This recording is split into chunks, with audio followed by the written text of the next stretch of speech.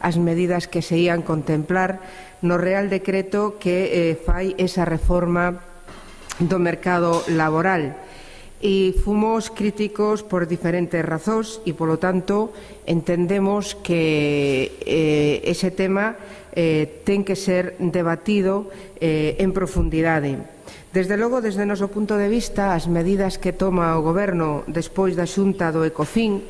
que seguiu punto por punto, como así tamén o manifestamos en outros momentos,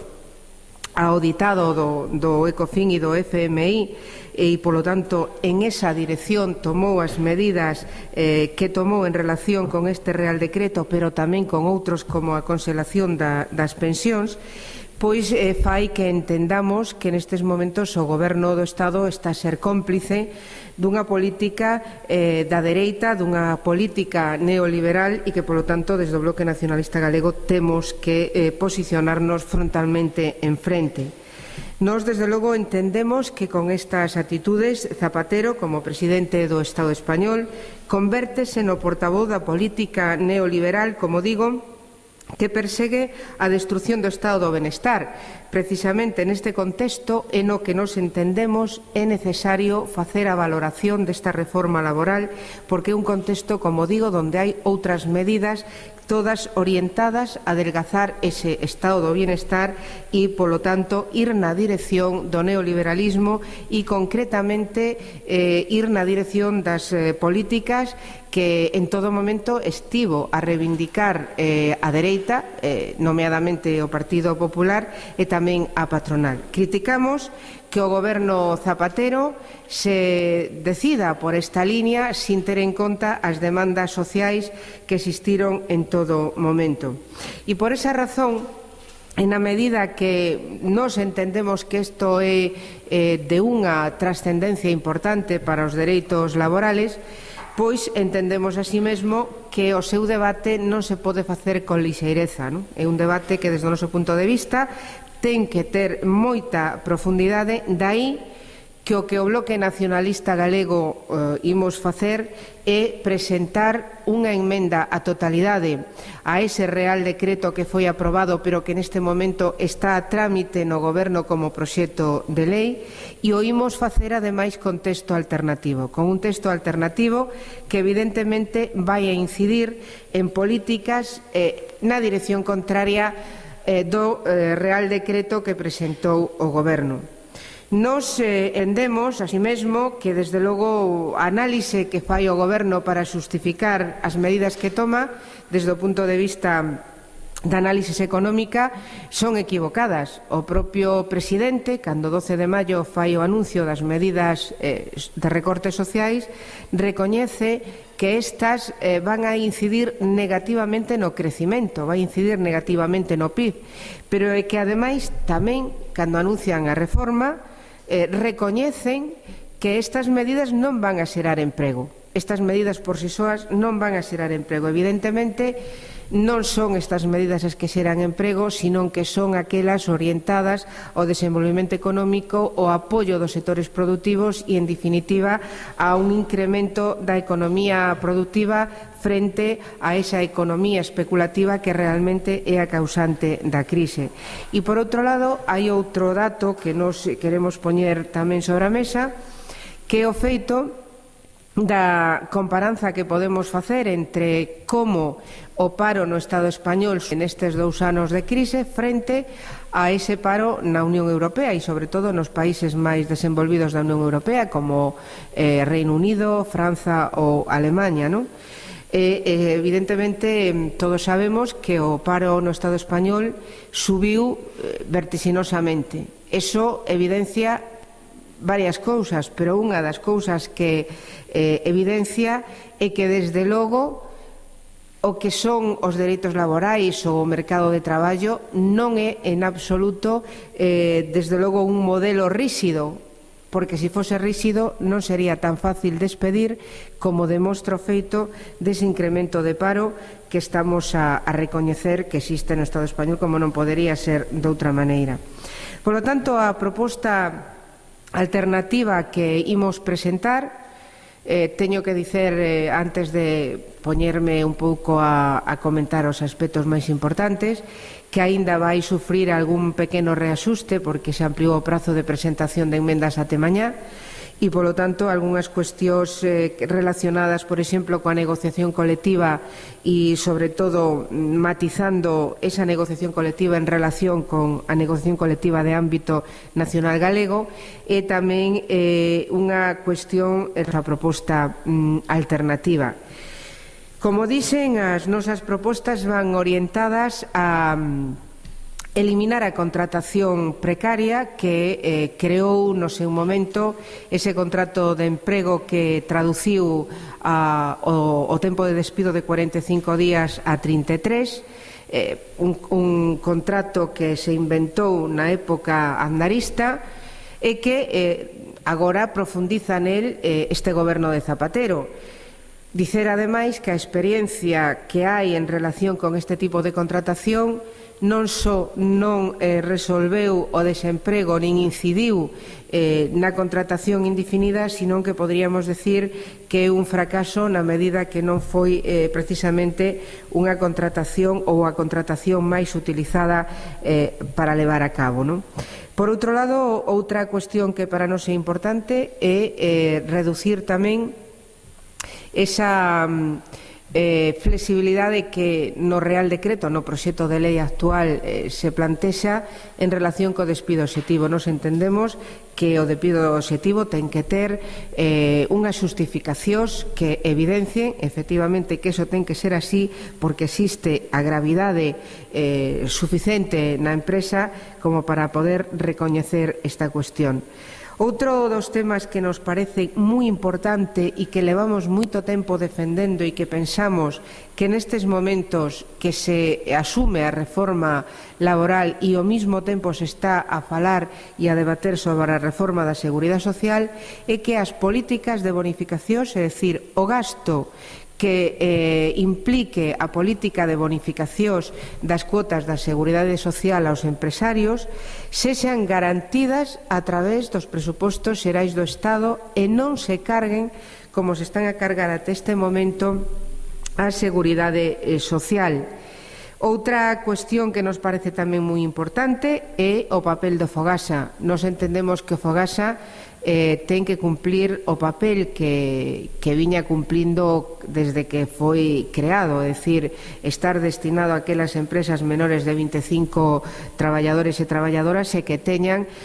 unhas dificultades ou non dificultades, senón imposibilidades reais e contrastadas xudicialmente de pagar as indemnizacións ou os salarios aos seus traballadores despois da creba da empresa, non? Hai, en definitiva, cuestións que desde o noso punto de vista son moi importantes na nosa proposta alternativa, como son tamén o que comentaba en relación coa negociación colectiva, mellor dito. A negociación colectiva, desde o noso punto de vista, é un instrumento destinado a garantir os intereses dos traballadores e traballadoras en xeral, non só daqueles e daquelas que traballen nunha empresa que pola súa entidade de importancia tanto en número de traballadores ou volumen económico poidan ter un convenio, senón que tamén está para garantir aqueles outros e aquelas outras que traballan en empresas que non teñen esas mesmas posibilidades e, polo tanto, esa mesma capacidade de poder negociar como as empresas grandes. Polo tanto, nos entendemos que no aspecto da negociación colectiva non pode haber ningún paso atrás, porque un paso atrás na concepción da negociación colectiva, desde o noso punto de vista, é un paso atrás no recoñecemento e na consideración da defensa dos intereses dos traballadores e das traballadoras. Seguramente que na miña intención de facer unha exposición somera deste asunto me están quedando cousas pendentes, pero tedes a exposición de motivo, ademais da proposta, a exposición de motivo que explica unha por unha a nosa posición e concretamente as nosas medidas. Pero quero reiterar de novo que a razón de presentar esta enmenda alternativa con texto propio, con un texto alternativo, esta emenda da totalidade, e, como dixen, por un lado, non deixar que este debate desapareza de maneira que non fose importante, sino que se lle dé a importancia que merece e, polo tanto, que volva ao Congreso dos Deputados, ao Pleno dos Congresos dos Deputados, o seu debate, que se debata a fondo a reforma laboral que se precisa e nas nosas alternativas, desde logo, presentamos un paquete de medidas destinadas a garantir os dereitos laborais dos traballadores e traballadoras e pensamos que, ademais, tamén poden permitir, así o vemos, unha maior posibilidade á contratación, sobre todo a contratación indefinida, a eliminación da contratación precaria, a garantir os dereitos de esa contratación e, en definitiva, a facer posible que as relacións laborais estén en consonancia con eses dereitos que actualmente teñen os traballadores e traballadoras e que, ademais, sabemos, porque somos unha organización política que seguiu toda a vida moi de cerca o traballo dos traballadores e traballadoras, especificamente desde o punto de vista sindical, que foron logros que costaron moitísimo esforzo alcanzar. Polo tanto, entendemos que non se pode aproveitar unha crise para dicer que hai que facer unhas medidas que son aquelas que a patronal quere, que son aquelas que a patronal reclama, porque a patronal quere aproveitar a situación para materializar algo que leva reclamado desde sempre e é, evidentemente, que as condicións laborais dos traballadores e traballadoras sean inferiores ás que son na actualidade, pero non para contratar máis, senón para contratar peor. Polo tanto, esa é a razón que move o Bloque Nacionalista Galego a presentar esta emenda á totalidade con este texto alternativa. Grazas. Agora se estean dando, sesan en certa medida pequenos, pero visto con perspectiva,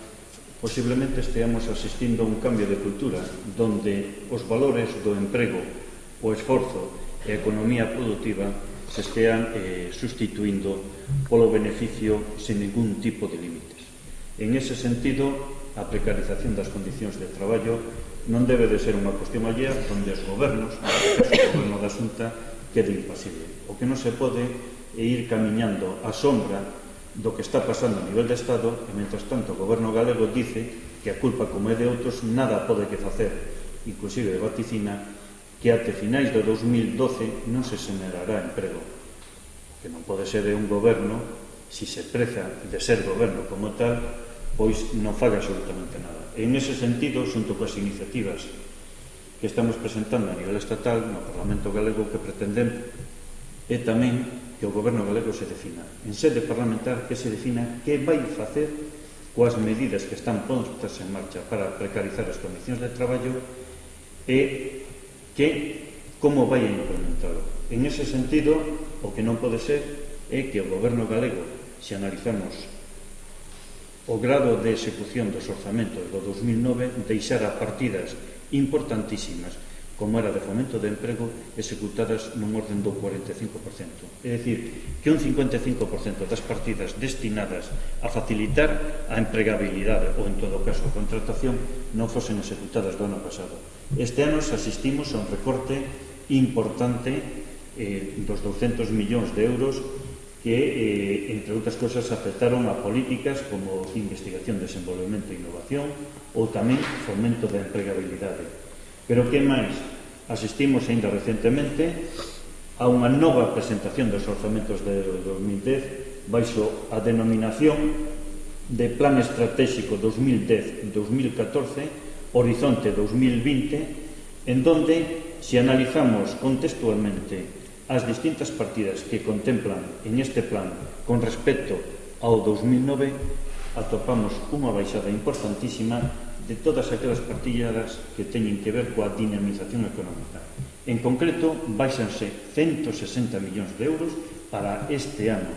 2010, o que representa unha baixada de 8,33% con respecto ao ano 99. E partidas, ou desglosadas, algunhas delas, como acadar emprego de calidade, sufre tamén un recorte dun 8,12%, é dicir, baixa 34,2 millóns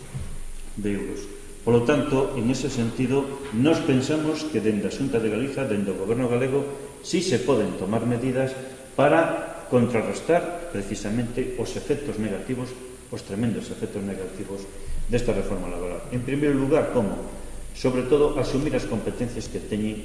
traspasadas. O que non pode ser é que faga caso omiso das súas competencias e algo tan importante e tan simple como facer cumprir os convenios colectivos que o Goberno galego estea mirando para outro lado. Recentemente asistimos movilizacións, entre outros, pero no caso concreto, dos traballadores e traballadoras da construción, onde demandaban única e exclusivamente que se cumplira o convenio colectivo. Ao noso entender, só con que se respetaran as condicións laborais pactadas, non só se deteriorarían as condicións laborais, senón que se xeneraría emprego. Ten que haber unha maior intervención por parte do Goberno galego para perseguir a fraude laboral. O que non pode ser é que, tendo ferramentas que permitan reconducir a situación na que se está desenvolvendo neste momento o mundo do traballo, pois precisamente non as utilice. E dai, e sobre todo, ten que botar man da Inspección de Traballo para poñer a flote e corrixir esas deficiencias que son denunciadas día tras día. Outro dos aspectos que a nos parece importante, trascendental, é que a política da Xunta de Galiza ten que cambiar de rumbo. O que non pode ser é dicir que a reforma que se está facendo no Estado non vale para nada, non vai a ter repercusións de ningún tipo na Galiza.